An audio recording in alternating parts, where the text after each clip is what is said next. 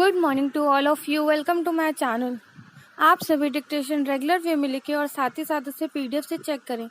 PDF से check करने के लिए पीडीएफ के लिए आप मेरे टेलीग्राम चैनल स्टेनो विद श्रद्धा को ज्वाइन कर सकते हैं। वहाँ पे आपको सारी डिक्टेशन की पीडीएफ मिल जाएगी, तो आप वहाँ से उसे अपनी डिक्टेशन चेक कर सकते हैं।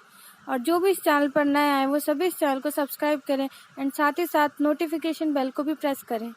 नाउ डिक्टेशन स्टार्ट करते हैं। डिक्टेशन स्टार्ट होगी 5 सेकेंड बाद, जिसकी स्पीड रहेगी 100 वर्ड पर मिनट। स्टार्ट।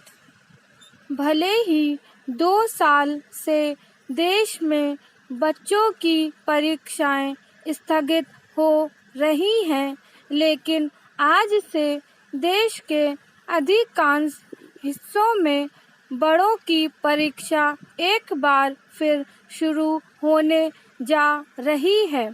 यह परीक्षा है अनलॉक के बीच अपनों को लक्ष्मण रेखा में बांधे रखने की।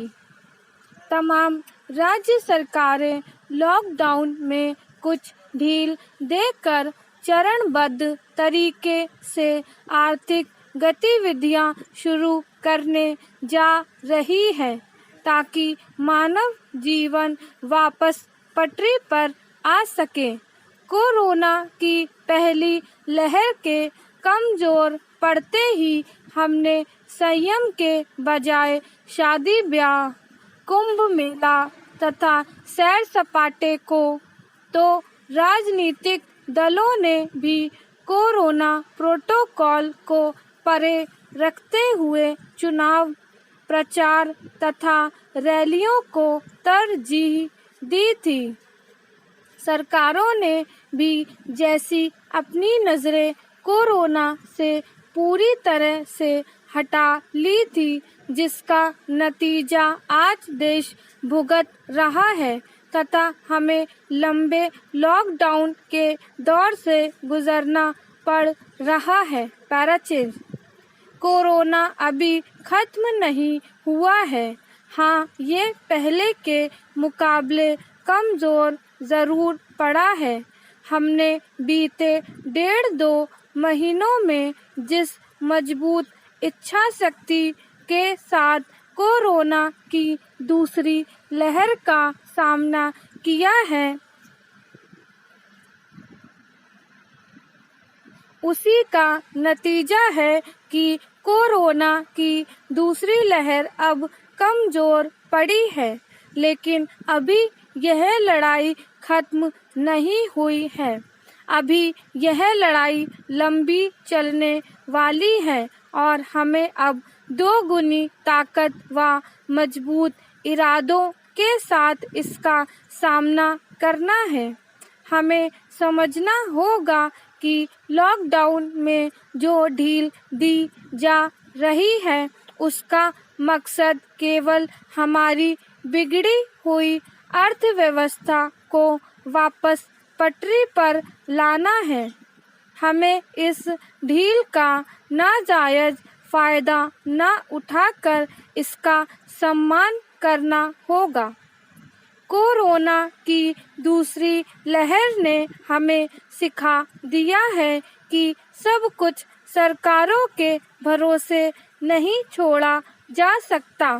सरकार सिर्फ एक सिस्टम है जिसका हम भी एक हिस्सा हैं। हमारी जिम्मेदारियां पहले से बहुत बढ़ गई हैं। उसका निर्वहन करते हुए यह भी सुनिश्चित करना होगा कि जो गलतियां हमने पहले की, अब उन्हें नहीं दोहराएंगे।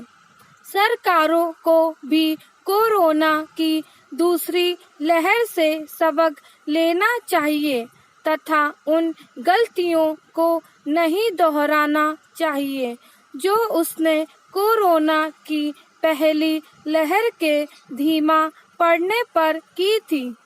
केंद्र तथा राज्य सरकारों को मिलकर रणनीति बनानी चाहिए तथा सुनिश्चित करना चाहिए कि कोरोना की तीसरी लहर का सामना देश को ना करना पड़े। सरकारों का जोर इस समय सबसे अधिक वैक्सीनेशन पर होना चाहिए। राजनीतिक दलों को भी राजनीति से ऊपर उठकर राष्ट्र नीति पर जोर देना चाहिए। पैराचेन, यदि सरकारें तमाम राजनीतिक दल तथा देश की जनता अपनी पिछली गलतियों से सीखकर आगे बढ़े तथा कोरोना प्रोटोकॉल का पूरी तरह से पालन करे तो कोरोना पर पूरी तरह से काबू पाया जा सकता है तथा लॉकडाउन के इस दौर से देश को पूरी तरह मुक्ति भी मिल सकती है। स्टॉप। नेक्स्ट स्टार्ट होगी 5 सेकंड बाद, जिसकी स्पीड भी रहेगी 100 वर्ड पर मिनट। स्टार्ट। कोरोना की उत्पत्ति को लेकर रहस्य गहराता जा रहा है। 1.5 साल बाद भी दुनिया के वैज्ञानिक यह बताने की स्थिति में नहीं है कि विषाणु आखिर निकला कहां से। अब तक की जानकारियां अनुमानों से ज्यादा कुछ नहीं है, लेकिन हैरानी की बात यह कि शक की सुई शुरू से चीन की ओर ही है। भले चीन के खिलाफ अब तक कोई ठोस सबूत न मिले हों, लेकिन अमेरिका सहित दुनिया के कई देशों का दावा है कि यह करतूत चीन की है। अमेरिका तो साल भर से चीन के खिलाफ सबूत जुटाने में एड़ी चोटी का दम लगाए है।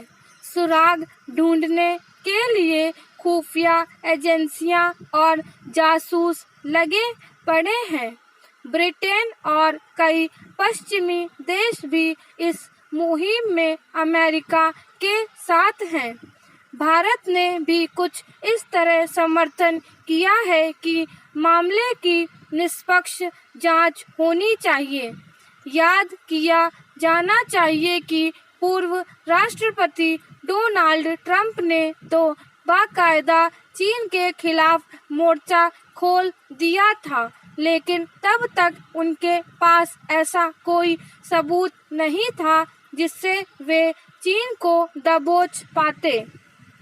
अब वर्तमान राष्ट्रपति जो बाइडेन ने खुफिया एजेंसियों से कहा है कि कोरोना की उत्पत्ति को लेकर 3 महीने के भीतर उन्हें रिपोर्ट दी जाए। पैराचेन, सवाल है कि चीन को लेकर ही शक क्यों है?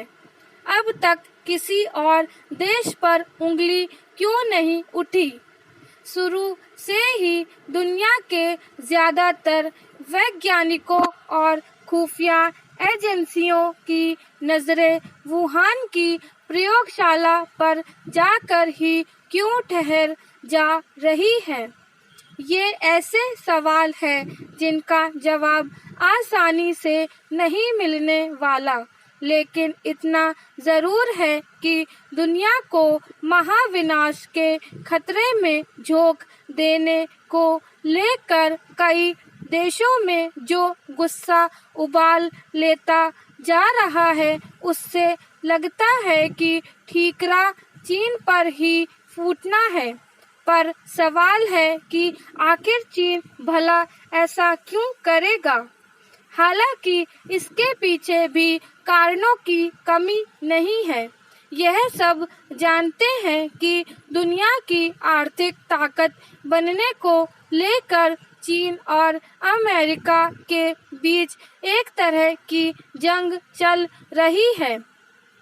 जाहिर है अमेरिका और यूरोप को चीन कमजोर करना चाहता है।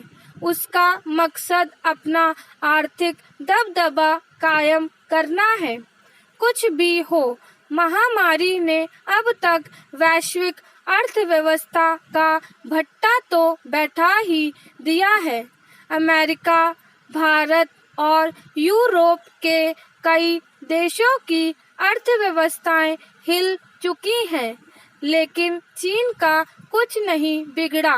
उसकी अर्थव्यवस्था बाकायदा पटरी पर है। यही उसका मकसद भी रहा होगा। पैराचेन विषाणु उत्पत्ति की जांच के मामले में खुद चीन का रवैया भी कम संदेह पैदा नहीं करता। हालांकि भारी दबाव के बाद पिछले साल विश्व स्वास्थ्य संगठन WHO के जांच दल ने वुहान प्रयोगशाला का दौरा किया था, पर WHO ने वुहान की प्रयोगशाला से विषाणु फैलने की बात खारिज कर दी थी। हालांकि WHO को लेकर अमेरिका सहित कई देशों का भरोसा पहले से ही उठ चुका है। इस विश्व संस्था को चीनी एजेंट के रूप में प्रचारित कर दिया गया है। ऐसे में WHO की जांच का कोई मतलब ही नहीं रह जाता। अब जांच इस बिंदु पर आ टिकी है कि वुहान की प्रयोगशाला में काम करने वाले जो वैज्ञानिक बीमार पड़े थे, वे कोरोना विषाणु की चपेट में आए थे और उन्हीं से यह विषाणु बाहर आया और फैला। जो भी हो, विषाणु की उत्पत्ति का रहस्य अंतहीन विषय जैसा है। ढेरों अनसुलझे सवाल हैं, जांच की कड़ियां हैं, सबके अपने अपने तर्क और दावे हैं। इसमें कोई दो राय नहीं कि जांच होनी चाहिए, लेकिन विज्ञान जगत का मकसद सिर्फ चीन को घेरने से पूरा नहीं होने वाला। स्टॉप।